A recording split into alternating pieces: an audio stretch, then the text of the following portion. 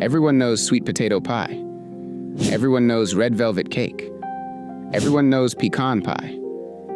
You eat them at Thanksgiving, you eat them at Christmas, and you call them American tradition. But here's the thing. America didn't create these. Black cooks did. Enslaved black women did. They took the brutal scraps from the plantation, the agricultural knowledge stolen from West Africa, and they created a cuisine of genius. And when that cuisine became profitable, respectable, and American, white society did what it always does. It took the credit, erased the names, and removed the people who created it. Today, we're talking about the whitewashing of the American dessert table. We're going to expose how these iconic black desserts were stolen, rebranded, and marketed as white tradition, and why your grandma's recipe is actually a history book. This is not just a story about food. This is a story about power, about memory, and about the deliberate erasure of black excellence from the American narrative. We have to go back to the beginning. This story doesn't start in a southern kitchen. It starts in West Africa, where our ancestors were masters of agriculture. Not just laborers, but innovators, scientists, and experts in sustainable farming practices that Europeans couldn't even comprehend. Think about it. They were experts in crops like yams, in rice cultivation using complex irrigation systems, and they understood how to process natural sweeteners like palm sugar and honey from indigenous plants. This wasn't primitive knowledge. This was sophisticated agricultural science passed down through generations, refined over centuries. When European colonizers arrived in West Africa, they didn't find people who needed to be civilized. They found thriving agricultural societies with deep knowledge of the land, of crop rotation, of soil management, of food preservation. That knowledge was so valuable, so essential, that it became one of the primary reasons Africans were targeted for enslavement. They brought that knowledge, the knowledge that kept the plantations alive, that made the American South profitable, that built the foundation of American wealth, right to the shores of this country.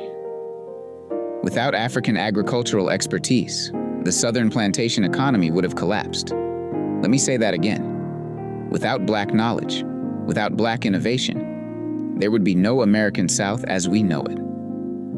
When they were forced onto the sugarcane and rice plantations of the South, they didn't just become laborers. They became the architects of the American dessert economy. They were the ones who knew how to plant in the difficult Southern soil, how to harvest at precisely the right time, and how to refine the sugar that fueled this country's wealth and global power. Sugarcane cultivation is brutal, backbreaking work. It requires intimate knowledge of the plant's life cycle, of processing techniques, of timing. Europeans didn't have this knowledge. Africans did. Specifically, Africans from regions like Senegambia, the Gold Coast, and the Bight of Benin brought centuries of expertise in tropical agriculture. But here's what they won't teach you in school, what they won't put in the history textbooks, what they deliberately leave out of the American story. The food of the American South is not some colonial invention. It's not European cuisine that was simply adapted to new ingredients. As culinary historian Jessica B. Harris put it, and I want you to really hear this, the food of the American South is the food of West Africa in disguise. That's not a metaphor. That's literal historical fact. The techniques, the flavor combinations, the use of okra and black-eyed peas in rice, the way vegetables are prepared, the emphasis on communal eating, all of this came directly from West African culinary traditions. That expertise, that genius, that knowledge was immediately weaponized against our people.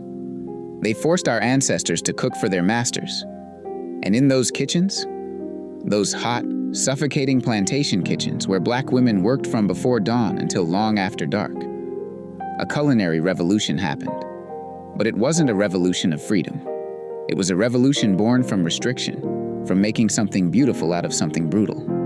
They took the limited ingredients they were given, sweet potatoes instead of yams, molasses instead of palm sugar, pecans instead of cola nuts, and they innovated.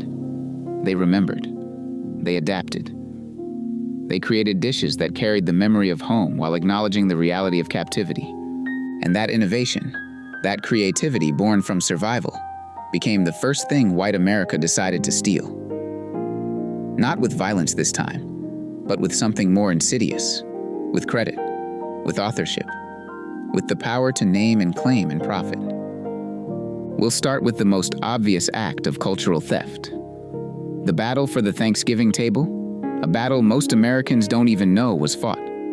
Sweet potato pie is a dish of survival. It's a direct link back to those West African yam traditions, adapted by enslaved cooks who found the orange-fleshed sweet potato to be a perfect, hearty substitute. The sweet potato, ipomoea batatas, became a bridge between the African past and the American present. It was similar enough to the yams of West Africa to carry memory, different enough to represent adaptation and resilience.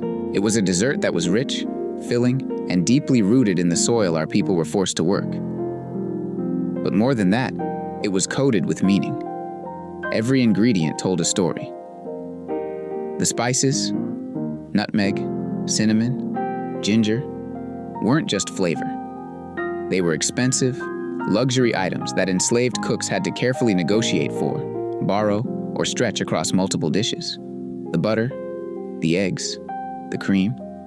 These were ingredients that had to be borrowed from the master's pantry, ingredients that black cooks had access to only because they were the ones managing those kitchens. Making sweet potato pie was an act of small rebellion, a way of taking the master's ingredients and creating something that belonged to the enslaved community, something that would be shared in the quarters, at celebrations, at moments of joy carved out of suffering.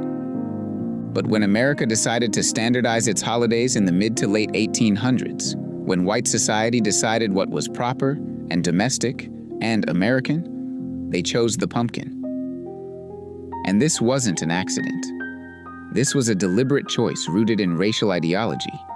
Magazines like Godey's Ladies Book, women's domestic science movements, and later, the canned food companies. They all pushed pumpkin pie as the quintessential American tradition. It was clean. It was simple. It could be branded. It could be commercialized. It fit the image of white domesticity, of the idealized American housewife, of a sanitized vision of American history that conveniently forgot who was actually doing the cooking. Pumpkin pie could be traced back to English culinary traditions, to European colonists.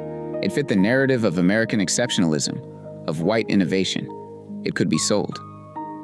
Meanwhile, sweet potato pie remained in the Black South, a dish of memory, of survival, and of identity that was too black, too honest, too connected to the reality of slavery for the corporate cookbook. It couldn't be whitewashed. It couldn't be separated from its origins. So instead of celebrating it, instead of acknowledging it, white America simply ignored it, erased it from the national table. You want proof? Look at one of the earliest American cookbooks, What Mrs. Fisher Knows About Old Southern Cooking, published in 1881. The author, Abby Fisher, was a formerly enslaved black cook who became an award-winning entrepreneur in San Francisco. She couldn't read or write. The cookbook was dictated to friends and supporters. But her culinary knowledge was so profound, so respected, that she won medals at cooking exhibitions competing against trained white chefs. Her book documents the sweet potato pie, along with dozens of other recipes that represent the foundation of American Southern cuisine. Our people wrote the recipe, documented the techniques, proved the excellence before the corporations wrote the history. Abby Fisher is proof that black culinary genius existed, was recognized, was celebrated, and then was systematically erased from the mainstream narrative. They tried to erase it, but they couldn't. They just rebranded the substitute as the original, pushed pumpkin pie into every American home through advertising and cultural pressure, and left sweet potato pie in the margins. That's the mechanism of white supremacy in the kitchen. Not destroying the original, but replacing it, overshadowing it, making it invisible while profiting from adjacent traditions. Now let's talk about luxury, about status, about class performance, and about the color red. When you walk into a high-end bakery today and see that red velvet cake sitting in the display case with a price tag of $70, $80, even $100, you're looking at an artifact of appropriation. You're looking at theft disguised as sophistication. The true roots of red velvet are found in the black Southern tradition of devil's cakes. Deep, dark cocoa cakes that were rich, complex, and carried a slightly tangy flavor profile. The red color, and this is important, was originally a natural reaction between the buttermilk, vinegar, and the non-Dutched cocoa powder. This wasn't artificial. This wasn't about aesthetics. This was chemistry. Black cooks understood this reaction, mastered it, controlled it. They knew exactly how much buttermilk to use, how much vinegar to add, how to balance the acidity to create that distinctive reddish-brown hue. This was culinary science happening in kitchens where the cooks had no formal training, no culinary degrees, no recognition. Just knowledge passed down, experimented with, perfected. It was a rich, complex cake that was a staple in Black households, baked by Black domestic cooks who were the real culinary geniuses in the elite homes of the North and South.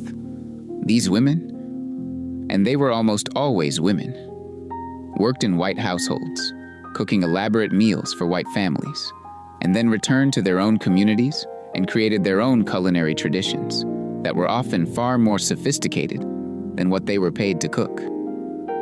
Then came the Waldorf Astoria Hotel in New York City in the 1920s and 1930s, at the height of American capitalism, at the height of Jim Crow segregation. The hotel took the cake, added a mountain of red food coloring to make it dramatic and visually striking, slapped a fancy name on it, and marketed it as a symbol of high society luxury. They positioned it as a new creation, an innovation of their pastry chefs, a symbol of American refinement and elegance. The Waldorf made it famous. They created the mythology around it. They took the credit. They made millions. And the Black women who had perfected the recipe, the women who were the invisible hands who shaped American cuisine. As food historian Toni Tipton Martin calls them in her groundbreaking book, The Jemima Code. They couldn't even enter the dining room to eat the cake they made. They couldn't afford to stay in the hotel they worked in. They couldn't bring their families to celebrate their own creation. That is the tragedy of this history. That is the violence of cultural appropriation. When the Waldorf made it luxury, they simultaneously made the Black creator invisible. They severed the cake from its history, from its community, from its meaning. And in doing so, they committed an act of historical violence that we're still living with today. Pecan pie is another classic example of corporate erasure. And in many ways, it's the most insidious because it's the most complete. The pecan tree, Caria illinoinensis, is indigenous to North America, particularly to the southern regions and along the Mississippi River Valley. Indigenous peoples had been using pecans for thousands of years, but the cultivation, the commercialization, and the mastery of how to use it in a dessert, that came from the deep culinary tradition of the Black South. Enslaved cooks, working with the limited ingredients available to them, often using molasses and brown sugar. The cheaper sweeteners, the inferior sweeteners that white households didn't want, created pecan pie. They took the indigenous nut, combined it with African-influenced techniques of creating sweet, dense pies, and made something entirely new. These early pecan pies were darker, richer, more complex than what we know today. They carried the taste of molasses, which has a depth that corn syrup can never replicate. They were less sweet, more nuanced. They were, in the truest sense, artisanal creations made by people who were never allowed to be called artists. But in the 1930s, during the Great Depression, when American corporations were desperately looking for new markets, the Caro Syrup Company stepped in with a calculated strategy. They started marketing a version of pecan pie that used their corn syrup, a cheaper, more shelf-stable, more profitable ingredient that they needed to move off their shelves. They pushed their recipe hard, marketing it to white Southern housewives as a new, easy, and modern dessert. They printed the recipe on their bottles. They placed advertisements in women's magazines. They positioned it as an innovation, as progress, as the new American way of baking. Think about the message embedded in this marketing. A Black tradition, refined over centuries of experimentation and adaptation, was suddenly replaced by a corporate product, and the history was deliberately rewritten. The recipe cards didn't mention enslaved cooks. They didn't reference Black culinary traditions. They presented this as if Caro had invented pecan pie. Corporate recipes didn't invent pecan pie. They just made it profitable, scalable, and white. And in that transaction, the black genius who first combined those ingredients, who first understood how to balance the sweetness with the bitterness of the pecan, who first created that perfect texture, that genius was erased from the story entirely. How many of these desserts have you eaten without knowing this history? How many times have you sat at a Thanksgiving table, cut into a pecan pie, and never once thought about whose hands first made it? Drop a comment and let me know which story shocked you the most. Was it sweet potato pie, red velvet, or pecan? And more importantly, what are you going to do with this knowledge now that you have it? This isn't an accident. This isn't coincidence. This is not a series of unfortunate oversights or innocent mistakes. This is a system designed to destroy Black cultural memory while simultaneously profiting from Black cultural production. During the Jim Crow era, which we need to remember wasn't that long ago, we're talking about a system of American apartheid that existed well into the 1960s. Black domestic workers, the cooks, the maids, the nannies were the ones running the kitchens of the white elite. They were managing the households, raising the children, and creating the dishes that white employers would then pass off as their own family tradition. Think about that. A Black woman would spend her entire day cooking for a white family, would create recipes, would innovate and adapt and perfect dishes, and then those recipes would become Mrs. Johnson's famous chocolate cake, or the Henderson family's secret pie recipe. The labor was Black. The knowledge was Black. The credit was white. The system worked in two ways, and we need to understand both mechanisms because they're still operating today. First, the cookbook exclusion. Cookbooks became a tool of white supremacy, a way of controlling the narrative about who could be considered a legitimate culinary authority. They systematically excluded Black authors from publication. Major publishing houses wouldn't take books from Black cooks, no matter how skilled, no matter how innovative. Or worse, they included Black recipes without any attribution whatsoever, often by simply listing the cook's first name. Aunt Jemima, Uncle Ben, Mammy's recipe. Reducing a master chef to a nameless caricature, a racist stereotype that denied their humanity while stealing their intellectual property. Second, the food media gatekeeping. Culinary schools, food critics, restaurant reviewers, and mainstream media refused to acknowledge Black culinary knowledge as professional or high art. It was relegated to comfort food, soul food, something simple and folksy and unpretentious. The implication was always that Black cooking was instinctive, natural, unsophisticated, while European cuisine was elevated to haute cuisine, requiring training, refinement, and intelligence. This is how you steal the fruits of another man's labor. This is how you commit cultural genocide while smiling and asking for seconds. Frederick Douglass, the great abolitionist and intellectual, said that slavery was fundamentally about stealing the fruits of another man's labor. And that didn't just mean cotton and tobacco. It didn't just mean physical labor in the fields. It meant culture. It meant knowledge. It meant the soul of the dish.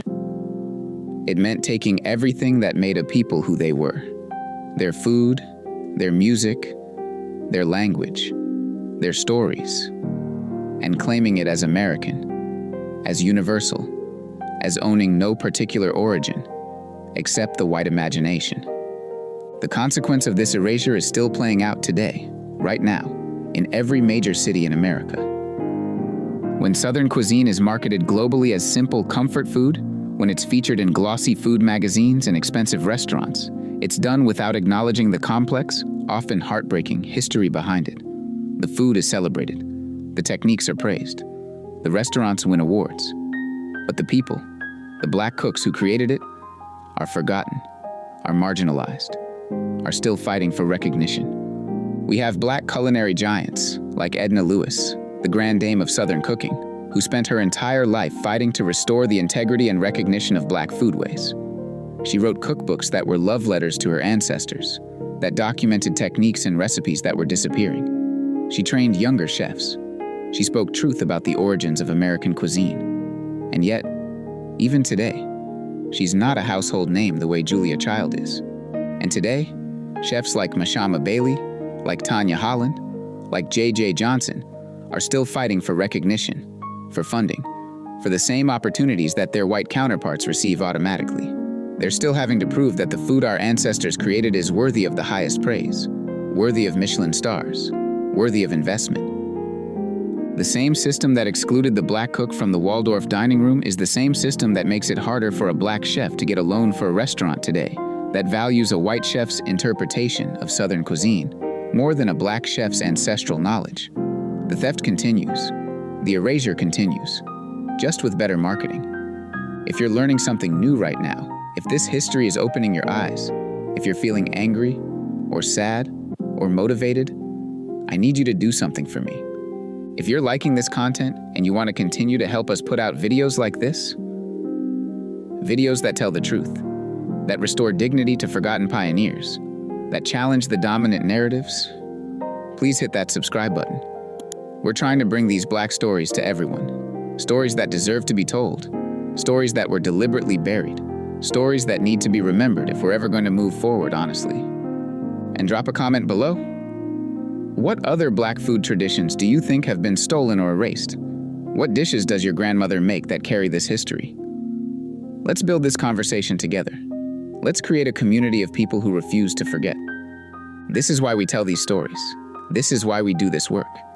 Every time you learn the true history of a dish, every time you understand who really created it and under what circumstances, you are not just eating food. You are participating in an act of historical remembrance. You are fighting back against the erasure. You are honoring the people who came before. The next time you bite into a slice of sweet potato pie, remember Abby Fisher. Remember her medals. Remember that she dictated an entire cookbook because literacy was denied to her, but culinary genius could not be. Remember the enslaved women who perfected that recipe under the most brutal conditions imaginable, who created beauty and sustenance and community in the midst of violence. Remember that every recipe is a document of survival. Every dish is a testament to resilience. Every flavor is a memory carried forward. Because black food is not just a part of American food. Black food is the foundation of American food. Without black innovation, without black knowledge, without black creativity, there would be no American cuisine as we understand it today. That's not an exaggeration. That's historical fact. When your grandma cooks, she isn't just feeding you. She's preserving history. She's carrying forward knowledge that powerful people tried to erase. She's participating in an act of cultural resistance just by remembering how her mother taught her to make that pie. And now, you know where that history truly came from. Drop a comment below and tell me, what black dessert do you think is the most underrated? What recipe has been in your family for generations that deserves to be celebrated? Let's celebrate the genius they tried to erase. Let's speak their names. Let's make sure the next generation knows the truth. And if you're enjoying the content so far, hit that subscribe button down below. I'm trying to spread these black stories to everyone, to make sure that history is told by the people who lived it, not by the people who profited from it. I'll see you in the next video.